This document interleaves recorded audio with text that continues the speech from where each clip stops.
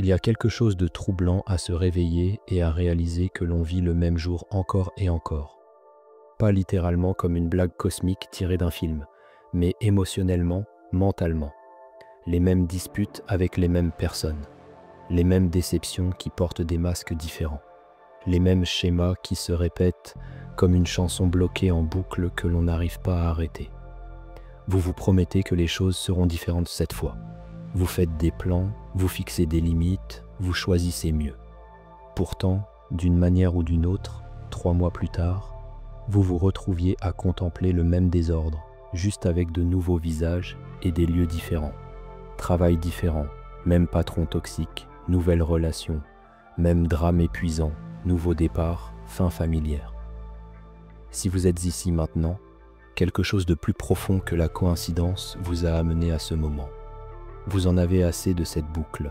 Vous êtes épuisé de regarder votre vie se dérouler comme un scénario que vous n'avez jamais écrit, mais que vous continuez d'interpréter. Vous avez commencé à vous demander si vous êtes maudit, si vous êtes brisé, s'il y a quelque chose de fondamentalement défaillant dans votre façon de traverser le monde. Voici ce que personne ne vous dit à propos de la réalité. Elle ne vous arrive pas. Elle se produit à travers vous. Et la version de la réalité que vous continuez de vivre n'est pas aléatoire. Ce n'est pas de la malchance ou un mauvais timing ou l'univers qui conspire contre vous. C'est le reflet de quelque chose de bien plus profond. Quelque chose que la plupart des gens passent leur vie entière sans jamais reconnaître. La vérité, c'est que vous ne répétez pas la même réalité par accident. Vous la créez. Pas consciemment, pas délibérément, mais à travers des schémas invisibles qui opèrent si profondément qu'ils semblent naturels comme respirer. Ces schémas fonctionnent en dessous de votre conscience, façonnant chaque choix que vous faites, chaque personne que vous attirez, chaque situation dans laquelle vous vous trouvez.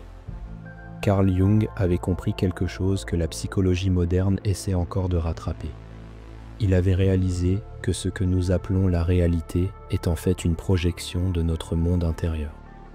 Chaque personne qui vous déclenche, chaque situation qui vous épuise, chaque problème qui continue d'apparaître, tout cela sont des miroirs qui reflètent les parties non guéries de votre psyché. Mais voici où cela devient intéressant. La plupart des gens pensent que la solution est de changer leurs circonstances extérieures. Nouvelle ville, nouveau travail, nouveaux partenaires, nouveau groupe d'amis. Ils essaient toujours de réarranger les meubles dans une maison qui est construite sur les mêmes fondations. Ils changent les acteurs mais gardent le même scénario. Le schéma ne se brise pas parce que vous avez déménagé. Il se brise quand vous comprenez pourquoi vous continuez d'écrire la même histoire. Quand vous reconnaissez que le dénominateur commun dans chaque réalité répétée n'est pas votre lieu ou votre chance, c'est vous. Pas le vous que vous montrez au monde, mais le vous qui existe dans l'ombre de votre conscience. Ce n'est pas de l'auto-accusation. Ce n'est pas de vous en vouloir d'avoir d'une manière ou d'une autre créé vos propres problèmes. C'est une question de pouvoir, de vrai pouvoir, le genre auquel la plupart des gens n'accèdent jamais parce qu'ils sont trop occupés à combattre les symptômes au lieu de s'attaquer aux causes. Pensez à la dernière fois où vous vous êtes retrouvé dans une situation familière que vous aviez juré de ne jamais répéter. Peut-être était-ce faire confiance à quelqu'un qui vous avait montré des signaux d'alarme dès le premier jour. Peut-être était-ce dire oui quand chaque cellule de votre corps criait non. Peut-être était-ce retomber dans de vieilles habitudes que vous vous étiez promis d'avoir dépassées. À ce moment-là, juste avant de faire le choix qui vous a ramené dans le schéma, quelque chose en vous le savait. Il y avait une voix, discrète mais persistante, qui chuchotait des avertissements que vous avez choisi d'ignorer. Il y avait un instinct qui essayait de vous guider vers quelque chose de différent, mais vous l'avez surmonté avec la logique, avec l'espoir, avec un besoin désespéré de croire que cette fois serait différente. Cette voix que vous avez ignorée, cet instinct que vous avez rejeté, c'est votre inconscient qui essaie de briser le schéma, mais il ne peut pas briser ce que vous ne voulez pas reconnaître qui existe. Il ne peut pas guérir ce que vous refusez de voir. Et il ne peut pas créer de nouvelles réalités à partir du même matériel inconscient qui a construit les anciennes. Voici ce que Jung a découvert qui change tout. Le monde extérieur continuera de livrer les mêmes expériences jusqu'à ce que le monde intérieur se transforme. La réalité n'est pas fixe, elle est réactive. Elle se remodèle constamment autour de la fréquence que vous diffusez, des croyances que vous entretenez, des blessures que vous portez. La plupart des gens vivent leur vie entière sans jamais réaliser qu'ils ont le choix dans la réalité qu'ils vivent. Ils pensent qu'ils sont des observateurs passifs de circonstances hors de leur contrôle. Ils croient qu'ils sont victimes du mauvais timing, de personnes difficiles ou de situations malheureuses. Mais les victimes ne brisent pas les schémas. Les victimes les répètent sans fin, chaque fois en espérant des résultats différents tout en ne faisant rien de différent intérieurement. Les personnes qui échappent à la boucle, qui se libèrent des réalités répétitives, ont appris quelque chose de profond. Elles ont découvert que changer son monde extérieur sans changer son monde intérieur, c'est comme réarranger les chaises sur le pont du Titanic. Le navire coule toujours. Mais quand vous transformez votre relation avec vos propres schémas inconscients, quand vous intégrez les parties de vous-même que vous avez rejetées, quand vous guérissez les blessures qui continuent d'attirer les mêmes expériences douloureuses, la réalité ne fait pas que changer, elle se transforme complètement. Ce n'est pas de la pensée positive, ce n'est pas de la manifestation ou de la visualisation ou toute technique de surface. C'est un travail psychologique profond. C'est affronter les parties de vous-même devant lesquelles vous avez fui, les aspects de votre personnalité que vous avez niés, les besoins et les peurs et les désirs qui opèrent en arrière-plan de votre conscience. Jung a appelé cela le travail sur l'ombre, non pas parce que c'est sombre ou négatif, mais parce que cela traite des parties de vous-même qui restent cachées de votre conscience. Ces aspects de l'ombre ne disparaissent pas quand vous les ignorez. Ils ne guérissent pas quand vous prétendez qu'ils n'existent pas. Au contraire, ils dirigent votre vie depuis les coulisses, créant les mêmes schémas, attirant les mêmes personnes, générant les mêmes problèmes. La raison pour laquelle vous continuez de répéter la même réalité, c'est parce que vous y êtes inconsciemment loyal. Une partie de vous, une partie blessée ou effrayée, croit que cette réalité est sûre. Elle est familière. C'est ce que vous savez naviguer, même si c'est douloureux, même si c'est limitant, même si cela vous maintient petit, c'est prévisible. Briser le schéma exige quelque chose que la plupart des gens ne sont pas prêts à faire. Cela exige que vous preniez conscience de vos loyautés inconscientes, de comprendre pourquoi une partie de vous choisit le dysfonctionnement plutôt que la croissance, la douleur familière plutôt que la joie inconnue, le diable que vous connaissez plutôt que l'ange que vous ne connaissez pas.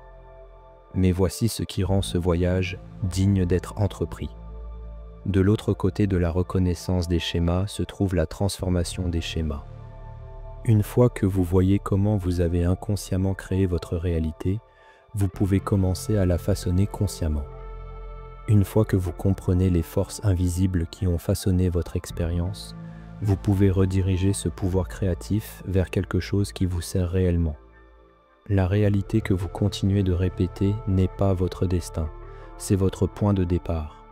La transformation commence au moment où vous cessez de demander pourquoi cela continue de vous arriver et commencez à demander comment vous continuez de le créer. Ce changement dans le questionnement change tout. Il vous fait passer de la conscience de victime à la conscience de créateur, d'observateur impuissant à participant actif dans votre propre réalité. Mais soyons honnêtes sur ce à quoi cela ressemble vraiment. Ce n'est pas confortable, ce n'est pas facile et ce n'est définitivement pas rapide. Briser des schémas qui dirigent votre vie depuis des années, peut-être des décennies, vous oblige à vous asseoir avec des vérités inconfortables sur vous-même. Vous devrez admettre que peut-être vous avez un type et peut-être que ce type n'est pas aussi aléatoire que vous le pensiez. Vous devrez reconnaître que le chaos dont vous vous plaignez pourrait servir un besoin caché de drame, de distraction, d'éviter le travail plus profond de vraiment vivre. Vous devrez reconnaître que les personnes qui vous épuisent ne sont pas juste des rencontres malchanceuses. Elles répondent à quelque chose que vous diffusez inconsciemment, une blessure non guérie qui envoie des signaux disant « Je suis disponible pour ce genre de traitement. Je m'attends à ce genre d'expérience. Je suis familier avec ce genre de douleur. » C'est là que la plupart des gens s'arrêtent parce que reconnaître votre rôle dans la création de votre réalité répétée ressemble à de l'auto-accusation. Cela ressemble à admettre que vous êtes brisé ou endommagé ou que vous choisissez d'une manière ou d'une autre de souffrir. Mais ce n'est pas de cela qu'il s'agit. Il s'agit de récupérer votre pouvoir des schémas inconscients qui ont mené le spectacle. Il s'agit de comprendre que si vous avez inconsciemment créé des réalités que vous ne voulez pas, vous pouvez apprendre à créer consciemment des réalités que vous voulez. Le processus commence par une honnêteté radicale. Pas le genre d'honnêteté que vous pratiquez avec les autres, mais l'honnêteté brutale et inconfortable que vous pratiquez avec vous-même. Vous devez regarder vos schémas sans jugement, sans excuse, sans les histoires que vous vous racontez sur pourquoi les choses sont comme elles sont. Quel type de personne attirez-vous constamment? Dans quel type de situation vous trouvez-vous constamment?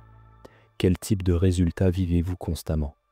Et plus important encore, quelle partie de vous croit que c'est ce que vous méritez, ce que vous pouvez gérer, ce que vous valez? Ce ne sont pas des questions faciles, mais ce sont les questions qui mènent à la liberté. Parce qu'une fois que vous voyez le schéma clairement, une fois que vous comprenez la programmation inconsciente qu'il a créée, vous pouvez commencer à la reprogrammer.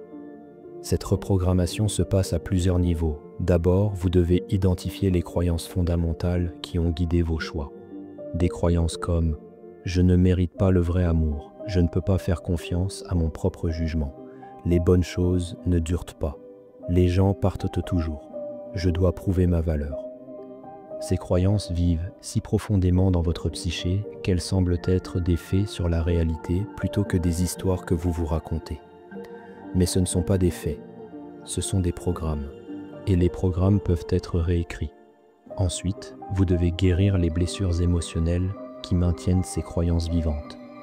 Les douleurs d'enfance qui vous ont convaincu que le monde n'était pas sûr. Les trahisons qui vous ont appris à ne pas faire confiance. Les déceptions qui vous ont montré à ne pas trop espérer. Ces blessures ne guérissent pas en y pensant ou en les comprenant intellectuellement. Elles guérissent en les ressentant pleinement, en pleurant ce qui a été perdu, et en choisissant de materner les parties blessées de vous-même avec l'amour et la protection dont elles avaient besoin, mais qu'elles n'ont pas reçu. Enfin, vous devez pratiquer de nouveaux schémas. C'est là que la plupart des gens trébuchent. Ils font le travail de conscience. Ils comprennent leurs schémas. Ils font même de la guérison. Mais ensuite, ils retournent dans le monde et font les mêmes choix parce que les nouveaux schémas semblent étrangers, inconfortables, faux. Les nouveaux schémas semblent faux parce qu'ils ne sont pas familiers. Votre système nerveux a été calibré à l'ancienne réalité. Il sait comment naviguer le dysfonctionnement, comment survivre au chaos, comment gérer la douleur familière, mais il ne sait pas comment gérer la paix authentique, l'amour authentique, ou maintenir la joie. Alors quand des options plus saines apparaissent, quand des personnes plus gentilles montrent de l'intérêt, quand de meilleures opportunités se présentent, une partie de vous voudra fuir. Vous trouverez des raisons pour lesquelles ça ne marchera pas. Vous saboterez ce que vous avez dit vouloir parce que l'obtenir semble plus terrifiant que de ne pas l'avoir. C'est le test final. C'est là que vous vous prouvez que vous êtes sérieux à propos de briser le schéma. Quand l'ancienne réalité commence à vous rappeler. Quand le chaos familier commence à paraître confortable comparé à la paix non familière. Quand vous ressentez l'attraction de retourner à ce que vous connaissez même si vous savez que ça fait mal. C'est le moment du choix. C'est quand vous décidez si vous êtes engagé à la transformation ou juste intéressé par elle. Si vous êtes prêt à vous sentir inconfortable dans une nouvelle réalité assez longtemps pour qu'elle devienne familière. Si vous faites confiance au processus de croissance plus qu'au schéma du passé. Les personnes qui réussissent à se libérer des réalités répétitives comprennent quelque chose de crucial. L'inconfort de la croissance est temporaire. La douleur de rester coincé est permanente. La non-familiarité d'un nouveau schéma dure des mois. La souffrance d'un ancien schéma dure toute une vie. Votre réalité ne vous arrive pas, elle se produit à travers vous. Et cela signifie que vous avez plus de pouvoir que vous n'avez jamais imaginé pour façonner ce qui arrive ensuite. La même force créatrice inconsciente qui a généré vos expériences répétées peut être consciemment dirigée vers des expériences qui vous nourrissent vraiment. Mais cela exige que vous cessiez d'être loyal à vos limitations. d'arrêter de défendre vos blessures, d'arrêter de trouver des excuses pour lesquelles le changement n'est pas possible. Cela exige que vous deveniez plus engagé à votre croissance que vous n'êtes attaché à votre histoire. Le schéma se brise quand vous brisez votre accord inconscient avec lui, quand vous cessez de vous présenter comme la personne qui vit cette réalité et commencez à incarner la personne qui vit quelque chose de différent. Vous continuez de répéter la même réalité parce qu'une partie de vous croit encore que c'est la seule réalité disponible pour vous. Mais cela n'a jamais été vrai. Il y a toujours eu des réalités infinies qui vous attendaient pour que vous y entriez. Vous deviez juste devenir quelqu'un qui pouvait les reconnaître, quelqu'un qui pouvait les recevoir, quelqu'un qui pouvait les maintenir. Au moment où vous comprenez vraiment que votre réalité est votre création, tout change. Non pas parce que le monde devient soudainement différent, mais parce que vous devenez différent. Et quand vous changez, le monde n'a pas d'autre choix que de refléter ce changement vers vous. Ce n'est pas de la philosophie, ce n'est pas un vœu pieux, c'est la loi fondamentale de la conscience. La réalité, c'est réactive. Elle a toujours attendu que vous vous réveilliez à votre propre pouvoir créatif. La seule question qui reste est de savoir si vous êtes prêt à l'utiliser.